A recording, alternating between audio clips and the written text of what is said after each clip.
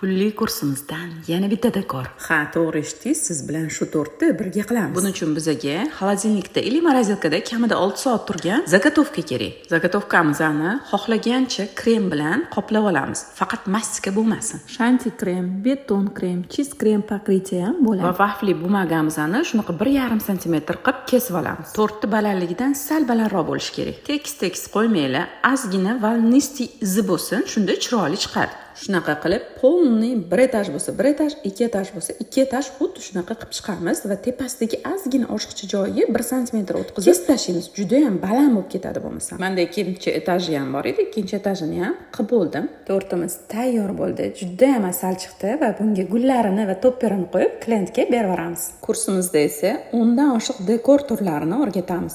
Video yoqqan bo'lsa, like bosib, podpisatsiya bo'lishni unutmang, chunki oldinda juda ham foydali va qiziqarli ma'lumotlar kutyapti sizni.